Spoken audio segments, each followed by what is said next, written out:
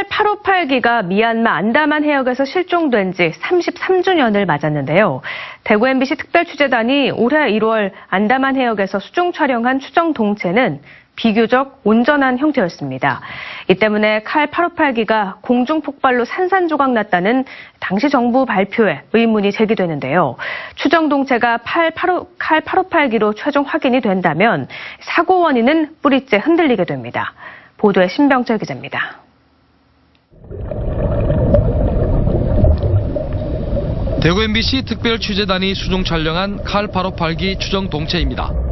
왼쪽 날개와 엔진, 그리고 이 두 부분을 연결하는 파일론이 남아 있습니다.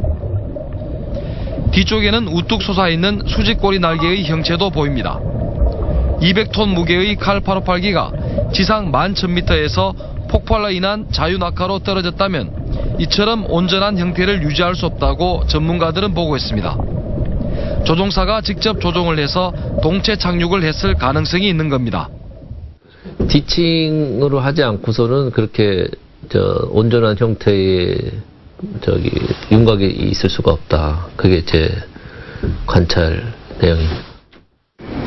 칼 858기 추정 동체는 태국 방콕으로 가는 항로에서 오른쪽으로 조금 벗어난 지점에서 발견됐습니다. 동체 착륙 가능성에 무게를 두는 전문가들은 858기에 어떤 문제가 발생해 비행기가 강하하면서 조종이 제대로 되지 않아 바다에 내려앉았을 것으로 봤습니다. 수중 동체 착륙을 시도를 하는데 이 경우에 비행기를 컨트롤하기 좋은 방향으로 이렇게 완만한 선회를 했을 가능성이 좀 크다고 봐요.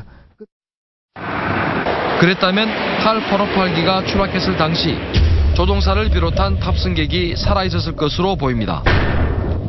대구 MBC 특별취재단이 촬영한 동체가 칼 858기로 확인된다면 공중폭발로 858기가 산산조각 났다는 정부의 발표는 사실이 아닐 가능성이 높습니다.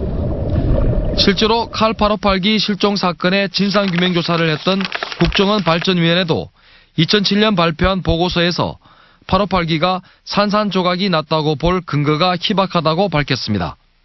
그러면서도 국정원은 대한항공이나 정부의 공식 입장도 산산조각 났다는 건 아니라고 해명했지만 실종 사건 당시 유족들이 들은 얘기는 다릅니다. 우리 858은 아무것도 없으니까 찾아달라 하니까 산산조각 나갖고 조각조각 나서 흘러가 버려서 그래서 못 찾는 거라고 그런 식으로 대한항공 직원들이 우리한테 그랬어요. 국정원은 칼 858기 실종 사건 당시 유족은 물론 국민에게 비행기가 산산조각 나서 동체를 수색할 수 없다고 변명을 하고는 자신들의 주장이 설득력이 떨어지자 슬그머니 말바꿈을 한 것입니다. 대구 MBC가 촬영한 추정 동체가 칼 858기로 최종 확인된다면 이 사건에 대한 조사 결과는 뿌리째 흔들리며 재조사가 필요하다는 목소리가 힘을 얻을 수밖에 없습니다. MBC 뉴스 신병철입니다.